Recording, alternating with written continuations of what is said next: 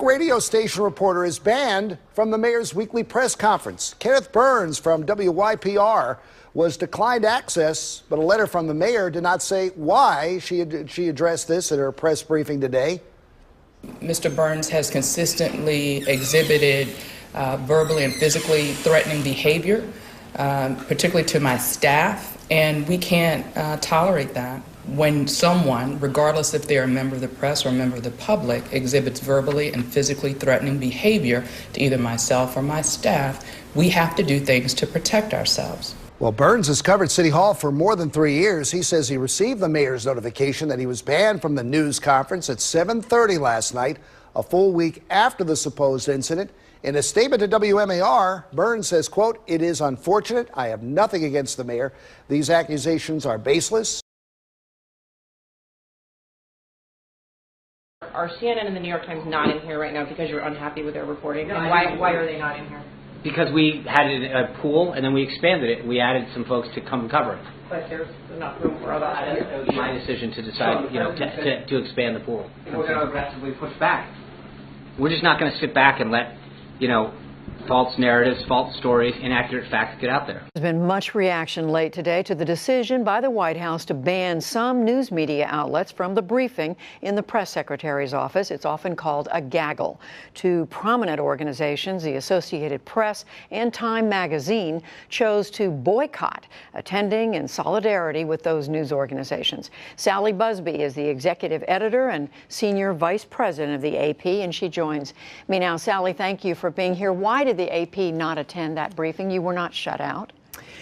We think that the public deserves as much access to the president and other governing officials as possible. When we find ourselves in a situation where national news organizations seem to be being deliberately excluded, we think that's dangerous territory. For people who don't know the news media, what's the problem for the press if the White House says, well, we're going to talk to some news organizations, but not to others?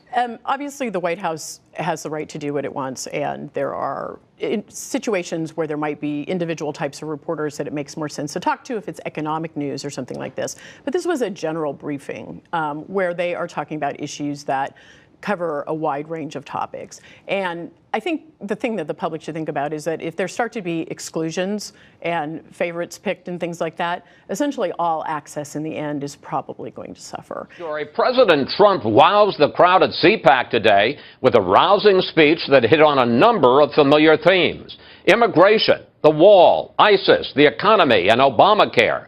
But it was his blistering attack on the media that really got the crowd going. The president doubled down on his condemnation of unnamed sources and so-called fake news.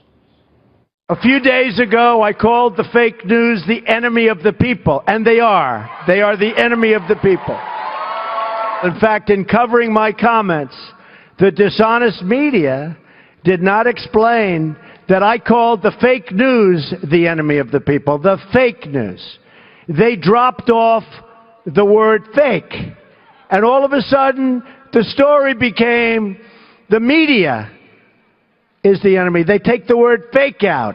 I'm against the people that make up stories and make up sources. They shouldn't be allowed to use sources unless they use somebody's name. Somebody said, a poll came out.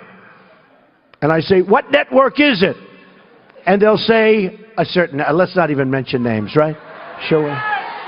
Well, you have a lot of them. Look, the Clinton News Network is one.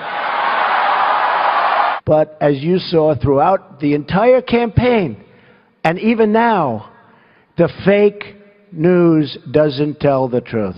But one of the targets of Mr. Trump's fire, the editor of the New York Times, makes no apology for his paper's coverage of the Trump administration. I think the coverage of Donald Trump has been sensational. I mean sensational in a good way, not sensationalistic. I think it's been tough. I think it's been aggressive. I think he's not used to it. Joining us now from Miami with reaction, Fox News analyst Bernie Goldberg, purveyor of BernardGoldberg.com. Bernie, what do you make of President Trump's continued general attack on, quote, fake news media and his specific attack now on the use of unnamed sources? This isn't Donald Trump shooting from the lip, as he so often does. This is a coordinated, calculated war on the media, and the goal is simple. Try to bring them down, try to delegitimize them, try to take away what credibility they may still have left, eviscerate that credibility, so that when they, and they will, report something Donald Trump doesn't like, and I don't mean just doesn't like, I mean really doesn't like, people won't believe them. It comes down to a sentence.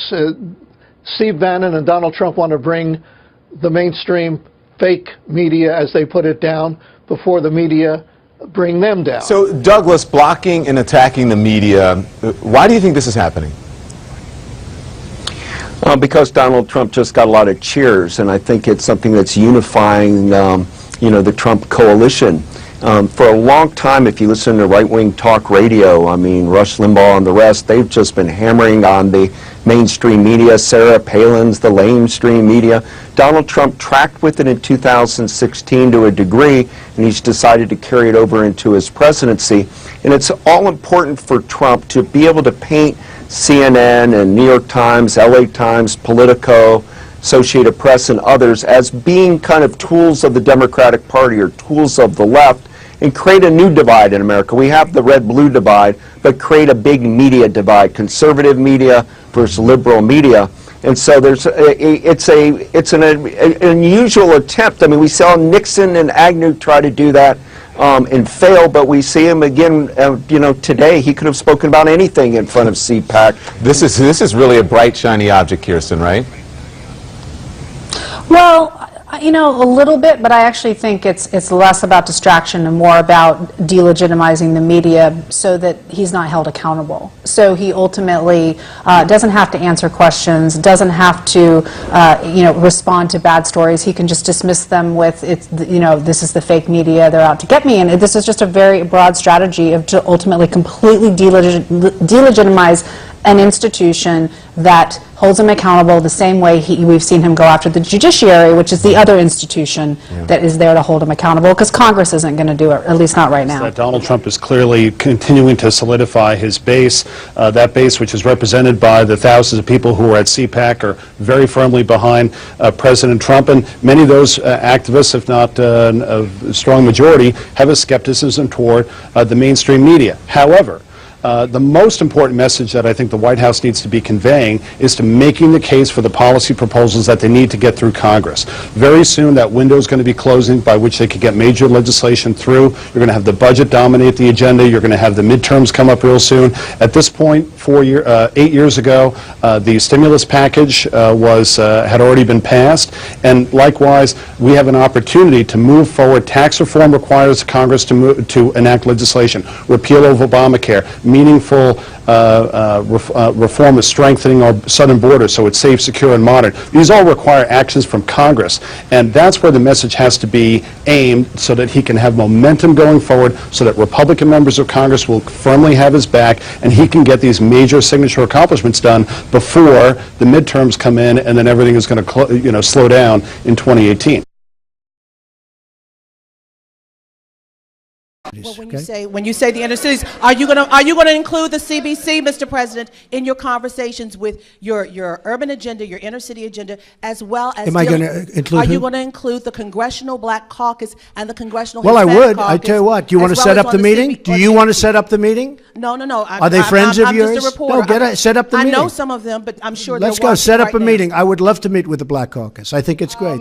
I am not a facilitator. I'm not a convener. I am a White House correspondent. I am a reporter, a journalist. But I can say this, many of the CBC members have contacted me since that question and answer. They are very eager to meet with this president on the issues. An uptick in anti-Semitism and how the government is planning to take care of it. There's been a report out that 48